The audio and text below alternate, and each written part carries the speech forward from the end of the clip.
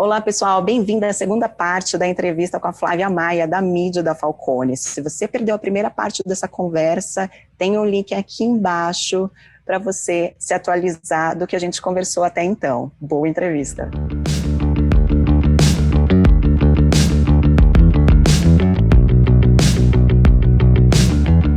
Uma outra pergunta aqui que eu queria te fazer.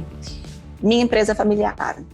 A média empresa ainda é familiar também, né, Flávia? A grande, muitas vezes não. A gente vê uma Magalu ali, que tem uma Luiza Trajano, muito icônica, né, para o nosso mercado, para as mulheres, é o filho agora que é o CEO, mas é meio fora da curva. Agora, a média empresa tem essa característica. Como é que você vê as grandes dificuldades dessas empresas com décadas de existência e às vezes com essa característica de empresa familiar? Como é que elas estão se saindo aí na pandemia? É interessante você falar sobre médias, e esse fato de empresas familiares é uma das características, né? Nossa, quando a gente fala de médias empresas, eu acho que não tem ainda um conceito e um consenso no mercado muito, enfim, dado, né? Então, o BNDES, ele classifica ali as médias empresas, aquelas que faturam entre 4,8 e 300 milhões ao ano. A gente vê outras classificações que fazem isso em função do número de funcionários.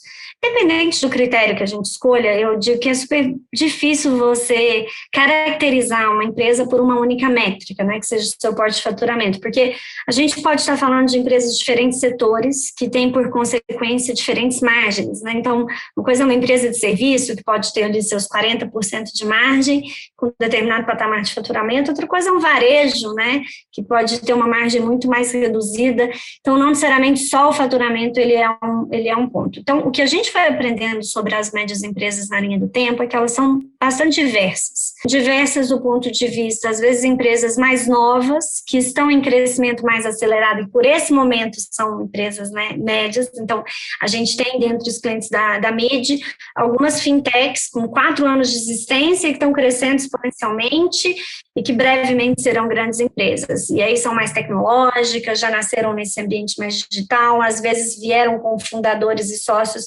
dissidentes de outras grandes companhias e que já trazem uma mentalidade para esse negócio.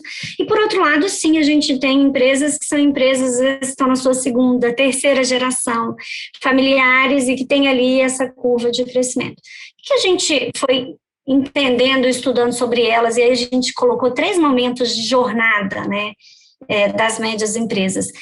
Existe um primeiro momento, um primeiro desafio muito associado à profissionalização. E aí eu acho, Glaucia, quando a gente fala de empresas familiares, isso a gente não quer dizer que profissionalizar é tirar as pessoas da família, né, e colocar pessoas de mercado, não. Mas é trazer o desenvolvimento e as competências para aquelas pessoas que estão assumindo aquelas posições para que elas possam fazer bem o seu papel. E dar clareza numa governança. Então, olha, como é que eu estabeleço desde a governança corporativa, como é que eu separo a questão da propriedade e a questão da execução? Então, quem é que tem participação na empresa, que está num sócio, que é sócio e pode estar num conselho de família? Quem é que tem função executiva? E aí, quando você tem muitas pessoas da família como executivo, super importante trazer alguns elementos de profissionalização como uma boa definição de estrutura organizacional. Então, olha, como é que a gente está organizado aqui do ponto de vista de organograma e divisão do trabalho, né? Quem faz o quê? Quais são as atribuições de cada uma dessas pessoas? E, em cima das atribuições, quais são os indicadores e resultados, né, pelas quais essa pessoa responde. Então, a gente às vezes entra em algumas empresas familiares em que não tem tanta essa clareza da divisão do trabalho, e isso acaba trazendo mais desgaste do que precisaria, né? Então, se a gente tem um bom combinado ali, uma boa estrutura organizacional e uma boa governança colocada, isso ajuda muito. E aí, profissionalizar no sentido de também, às vezes, tirar do fundador aquele peso que ele tem, eu acho que é um super mérito, né? Empreendedores que chegam, né, no Brasil a empresas de médio porte, enfim, o fato de fundar e sobreviver, né, com um negócio no nosso país, levando adiante, tem um super mérito. Mas existe uma possibilidade de que esse movimento e esse fundador e essa liderança que trouxe a empresa até aqui, ela em algum momento vire gargalo para o próprio crescimento. Se ela centraliza as decisões, se ela não consegue delegar, então ter uma estrutura organizacional bem definida, com atribuições claras e metas claras para os executivos, para que ele possa mobilizar o esforço de todo mundo para o sonho grande da companhia, para a sua meta anual, mas não ser ali um centralizador da tomada de decisão e que, de alguma forma, desacelere o crescimento da empresa. Então, tem esse primeiro momento da jornada, que é como que eu profissionalizo o negócio e torno a alta liderança capaz de tirar um pouco o olhar da rotina, dos incêndios, do problema do dia a dia, delegar e profissionalizar isso e ter a possibilidade de olhar para fora, que é super importante para aquele outro ponto que a gente falou, né? Então, se a direção estiver envolvida na operação, em todas as coisas, em todas as funções da organização, ela não vai ter tempo para fazer o olhar para o mercado, para o movimento dos nossos concorrentes, para o cliente, para a necessidade do meu cliente, que é pensar o negócio também do ponto de vista estratégico. Não estou dizendo que não tenha que se envolver com a operação, mas eu não posso estar o tempo todo enfim, tão atolado aqui na minha operação que eu não estou vendo o que está acontecendo fora e quais são as inovações e melhorias que a gente precisa buscar para o negócio. Então, essa é uma primeira fase da jornada muito característica em todas elas, né? Tem um segundo momento que é um momento de consolidação de cultura. Então, a empresa, enfim, primeiro já venceu a barreira das pequenas, que é quando ela já prova ali o seu modelo de negócio com econômico saudável e cresce, vence a barreira da profissionalização, então consegue fazer com que a alta liderança, o seu fundador, deixem de ser um gargalo para o crescimento, então ela traz um corpo de executivos e consegue alinhar com uma boa governança e com uma boa gestão, e aí é preciso consolidar essa cultura. Então, qual é a cultura da companhia, quais são os valores, qual é o jeito de fazer dentro daquela empresa para poder produzir resultados. E tem um terceiro e último estágio, né, que é a perenização. Então, aí a gente já olha para algumas organizações que estão já na sua segunda, terceira geração e preocupadas como eu perenizo esse negócio, como eu faço com que exista ali, né, uma linha sucessória, uma preparação para que o fundador possa estar numa cadeira, né, de conselheiro, sair da posição de executivo e ter aquele negócio levando o legado que ele criou para além da condução dele, né? Então, são 3 momentos super importantes, e aí eu acho que para as empresas que têm essa característica, Glaucia, que você coloca, né, de empresas familiares, essa gestão mais profissional no sentido de estabelecer muito claramente a governança, os indicadores, as responsabilidades dentro da família, e aí a gente consegue, enfim, preservar as relações da família, que é super importante, e também fazer com que o negócio rode da maneira mais azeitada possível. Você falou de uma situação de quando você sai da operação. Eu sempre fui muito, vou dar meu testemunho agora, momento testemunho, Flávia. Eu sempre fui muito de botar a mão na massa, e agora eu estou vivendo um sonho. Eu nem acredito que eu consigo ficar um pouco mais afastada da operação para justamente pensar, ter tempo para pensar no negócio, nas estratégias, e eu adoro fazer isso. Porque mulher é criativa, né, Flávia? A gente vai inventando umas coisas aqui, e vai matutando, e aí quando você vê, você tem condição de também ir lá e fazer coisas diferentes e que ajuda a sua empresa como um todo, os seus clientes, o seu ecossistema. Então, é uma felicidade quando você chega nesse ponto. E é muito agradável aí te ouvir qual que é o plano. Você já deu uma belíssima dica aqui. Agora, Flávia, eu lembro que, assim, a minha primeira questão, quando eu pensei em vocês, quero aqui deixar registrado meu agradecimento, a nossa aproximação foi através da Sabrina Silva, que trabalha na Falcone, uma consultora, casada com um colaborador nosso, um casal que eu adoro. E eu fiquei muito feliz que ela fez essa aproximação entre nós. O primeiro assunto que eu pensei porque eu mesma me sinto confusa. A gente já deve pensar em planejamento para 2021. Para quanto tempo, Flávia? Para 6 meses, para o ano todo, porque a gente sempre gostava de falar disso, né? Eu já tenho meu planejamento aqui para 5 anos. Isso está valendo para esse momento? O que não pode faltar no planejamento de 2021 e eu tenho que pensar para quanto tempo? E é outro ponto que, às vezes, de setor para setor, né, Glaucia, tem uma alteração. Tem setores que são mais dinâmicos e que pensam sempre um horizonte estratégico mais curto, e tem setores que têm o seu ciclo muito longo e que faz sentido continuar pensando um horizonte um pouco mais longo. Mas um ponto que eu acho que é uma tendência independente do setor, se você vai falar, acho que é cada vez mais raro companhias que olham horizontes de 10 anos, né, até de 5, cada vez mais comum companhias que vão olhar seu planejamento estratégico ali para 3, 4 anos. Mas o que a gente tem que pensar, que é aquele ponto que a gente colocou do mundo VUCA, é que a gente não pode viver a estratégia por espasmos, né? Não é, olha, eu faço agora meu plano estratégico e daqui a 3 anos eu vou revisitar, não.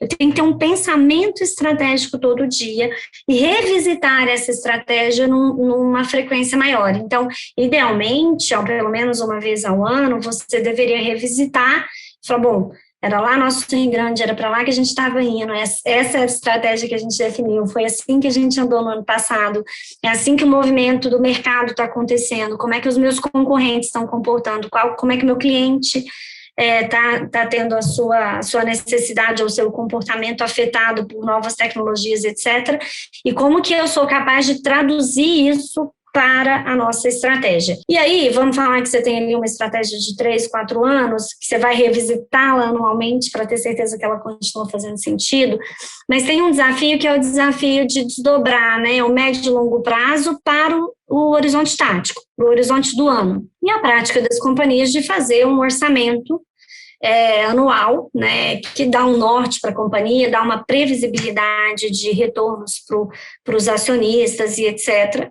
É uma prática que a gente acha, né, que continua válida, continua acontecendo nas empresas, mas que também ela, em especial nesse contexto de pandemia em que a gente tem muitas incertezas, toda vez que a gente faz um orçamento, né, a gente fala de premissas orçamentárias. Então, quais são as variáveis que estão num contexto de um sistema aberto e que você está levando em consideração na hora que você fez aquele orçamento? Então, para o meu crescimento da receita, eu considerei um crescimento do PIB de tanto, né? Eu considerei, enfim, quais as variáveis macroeconômicas que impactam o teu setor, né? E aí, especificamente para cada negócio, você vai estabelecer quais são as premissas. O que vale deixar combinado eu vou revisitar, e se essas premissas alterarem, obviamente que eu preciso refletir isso no meu processo. Então, tem empresas, e olha que mesmo antes de pandemia, eu já tinha clientes que estão em setores mais dinâmicos, como o setor financeiro, que já tinham a prática de fazer um orçamento anual, mas tem um combinado do jogo que no meio do ano a gente revisita. Bom, então esse olhar estratégico, ele segue sendo importante, mas ele tem por necessidade ser revisitado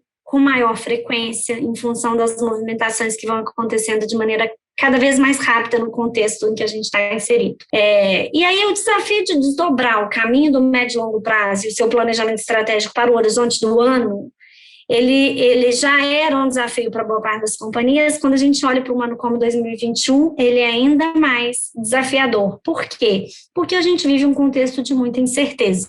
Né? Então, quando a gente está fazendo um processo de definição de metas, e aí vamos pensar metas anuais para uma companhia, deveriam sempre ter um olhar para geração de valor para diferentes stakeholders. Então, você vai pensar aí não mais do que 5 metas, alguns indicadores que sejam para satisfazer as necessidades do acionista. Às vezes está no top line para ter um ritmo de crescimento da empresa, na receita, na rentabilidade daquele negócio, seja numa margem EBITDA, num lucro líquido, numa geração de caixa, mas alguns indicadores que vão ter o olhar do acionista. Super importante você colocar metas que tenham o olhar do seu cliente final. Então, como é que está o seu NPS, a satisfação do seu cliente? Indicadores que olhem também para o seu time, então engajamento, turnover, né? E também, se for possível, incorporar indicadores que tenham um impacto do seu negócio para a sociedade em geral. Então, entendendo os diferentes stakeholders e quais são as métricas que você vai buscar para gerar valor para cada um desses stakeholders, segue sendo importante planejar e buscar o ano de 2021. Mas aprofundando nessas métricas econômico-financeiras e no orçamento, as empresas já tinham um desafio, né, muitas de virar o ano planejadas e sabendo o que elas iam buscar do ponto de vista de resultado econômico-financeiro para o ano.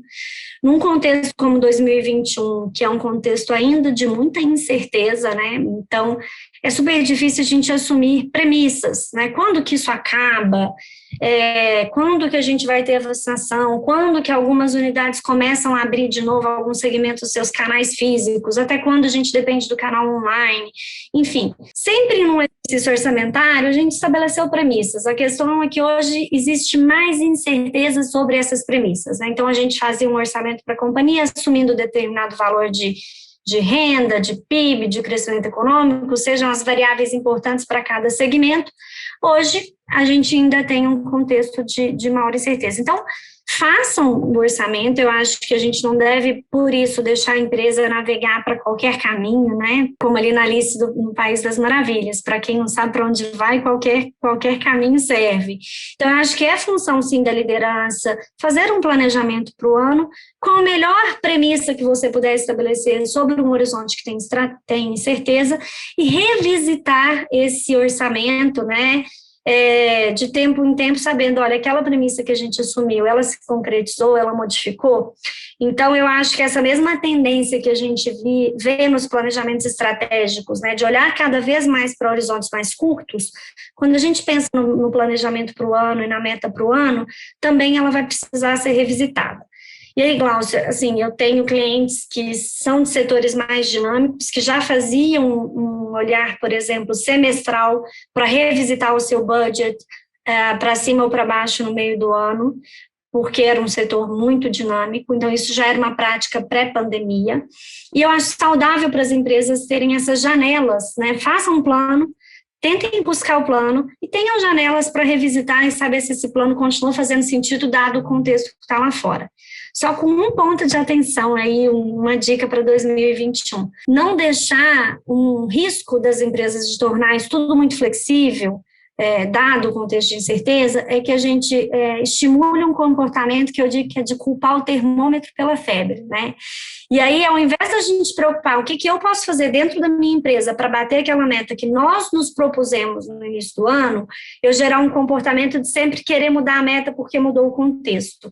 Então, colocar um pouco de regras nessa gestão da mudança é interessante, porque a gente quer brincar de tiro ao alvo, né, e não de alvo ao tiro. Então, é importante, sim, ter uma flexibilidade. A gente está num contexto de incerteza, eu acho que poucas empresas vão conseguir cravar seus orçamentos com muita precisão, mas estabelecer premissas, né, sobre as quais a gente está fazendo esse planejamento agora, e em função delas, colocar metas para o negócio e buscar persegui-las, eu acho que segue sendo um exercício importante. Maravilhoso essa sua fala, Flávia, porque realmente a gente está num momento que nós estamos muito influenciáveis, porque é o desconhecido, é uma nova ordem.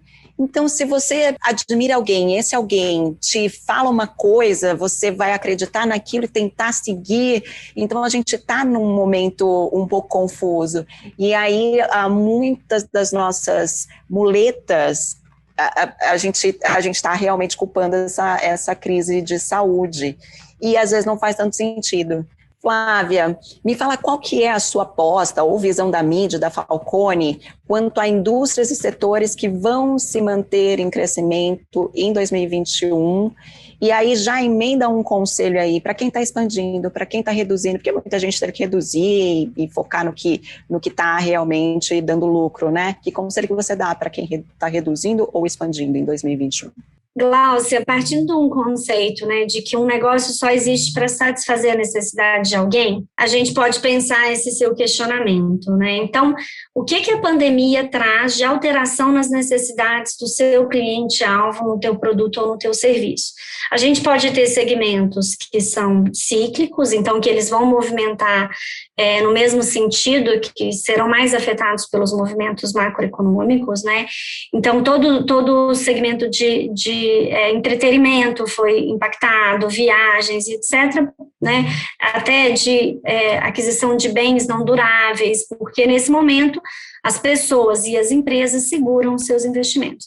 E a gente tem negócios que são não cíclicos, então que alimentação, né, principalmente se a gente fala na alimentação dentro do lar, a necessidade ela está lá permanente, muda a forma como você vai consumir, né? Então talvez a proporção agora de alimentação dentro do lar versus fora do lar seja afetada pela pandemia, mas é um segmento que segue, né, é muito importante e que não é tão afetado. Então, medicamentos, cuidados pessoais, esses são segmentos que seguem um pouco mais estáveis. E aí a dica que eu dou, então já entendendo nesse contexto que o seu negócio pode estar em um segmento mais ou menos afetado pela pandemia, e vamos combinar que tem segmentos que foram, inclusive, positivamente afetados pela pandemia, né?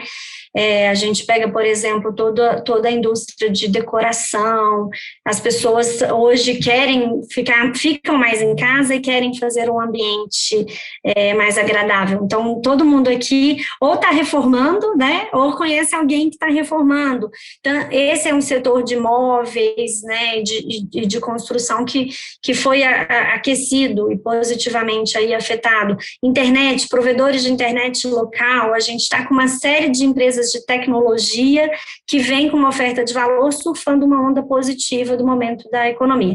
Então, eu acho que, assim, para dar uma dica para 2021, é importante você pensar de maneira muito simples no seu negócio, o que você oferece para o seu cliente e como que a pandemia afetou, se positiva ou negativamente. Se positiva e você vai expandir, esse é um momento também bom, né, porque é um momento em que você encontra muitas oportunidades no mercado para consolidação e etc. Se de maneira negativa você vai retrair o seu negócio, faça uma boa gestão do caixa, faça uma boa gestão dos gastos, né. Então, assim, a gente sabe que empresas familiares, por exemplo, têm aí quase que uma relação emocional pelo time, e às vezes a gente tem que ter a coragem de tomar a decisão mais dura com um ou outro para preservar o negócio como um todo. Então, como é que você acerta também a tua estrutura de custos para se manter competitivo? E aí eu acho que pensar muito em como é que você se reinventa, né? Então, se o meu cliente não chega hoje até mim, eu não posso, enfim, estar conectada com ele, como é que eu posso estabelecer novos canais de distribuição, novas ofertas de produto e serviço, né? Então, o seu portfólio de produtos, como é que ele pode se alterar e se ajustar para as necessidades do seu cliente, que também se alteraram e se ajustaram. Então, se você está surfando uma onda positiva, eu acho que tem esse movimento. Se você está passando ainda por um momento difícil, tente segurar, esse é o dever de ajuste do negócio, mas também tente se reinventar para encontrar novas formas de oferecer o seu valor, a sua proposta de valor, o seu produto e o seu serviço para o cliente, eventualmente inovando em canais ou em portfólio, para que você possa ampliar aí o seu negócio. E manter essa resiliência e, se possível, a antifragilidade, né? O resiliente é aquele que a gente se cobra muito para estar, né? Que é resistir a esses momentos de dificuldade, voltar ao nosso estado normal, mas eu acho que o mais legal é que agora a gente descubra a nossa antifragilidade, que a gente possa se reinventar e sair ainda mais forte desse contexto de pandemia. Eu também acho que depois dessa pandemia nós vamos ser super-humanos, né? Porque, meu Deus do céu, é muita aprovação, é muito diferente. Com certeza a gente vai achar tudo mais fácil depois que tudo isso passar, né? Então tá valendo a pena esse MBA aqui para o planeta todo. A gente vai estar todo mundo aí alinhado em alguns valores, assim espero, né, Flávia? E você comentou, você vê como é importante, né? Você falou dos setores que você entendeu que cresceu aí em pandemia, né? Não é só notícia ruim. E justamente a G2, por consequência, nós crescemos por conta dos nossos clientes de telco, dos provedores de internet. Foi nesse segmento que a gente cresceu, mesmo sendo, né, uma empresa de tecnologia que oferta sistema de gestão, a gente cresceu em consequência desses que cresceram. Então, tudo está integrado, interligado, né? Por isso que é importante a gente se preocupar com a economia do país. Sim, e aí uma curiosidade, Glaucia, a gente lançou a MID na pandemia, né? A gente lançou em agosto do ano passado. Hoje, 50% da minha carteira de clientes são empresas de serviços e de tecnologia, que são setores que estão aí, que foram positivamente afetados por essa mudança de comportamento nos consumidores e que, portanto, serão mais demandados, né? Acho que entender a posição que você está e como é que você se mantém de mente aberta e a capacidade de reinventar o seu negócio para seguir oferecendo cada vez mais valor para o seu cliente é a dica aí que eu posso dar para 21 e desejar muito sucesso para todos os empreendedores e empresários que nos ouviram nessa jornada. Flávia, muito obrigada pela sua participação, foi maravilhoso ter você com a gente nessa estreia do programa, com tanto conteúdo, compartilhando tanta informação importante para a gente ajudar os gestores do nosso país. Tem muito assunto para a gente conversar, eu já vou deixar aqui o convite para a gente voltar e conversar de novas atualidades aí do mercado, para a gente ajudar mais pessoas, ouvindo sobre a sua experiência, sobre o que você tem vivido aí na Midi. Obrigada mesmo, foi um prazer ter você aqui na nossa estreia. Eu que agradeço o convite, Glaucia, volto sempre. E parabéns vocês na G2 pela iniciativa de levar conteúdo, né, conteúdo de gestão, que eu acho que é muito valioso para os empreendedores nesse momento. E foi uma delícia também, conta comigo sempre. Parabéns pela iniciativa. Essa foi a entrevista com a Flávia Maia, da Midi da Falcone. Se você gostou desse conteúdo, se inscreve no nosso canal, curte, compartilha e comenta aqui que outros temas você quer que a gente traga para compartilhar com você. Até a semana que vem.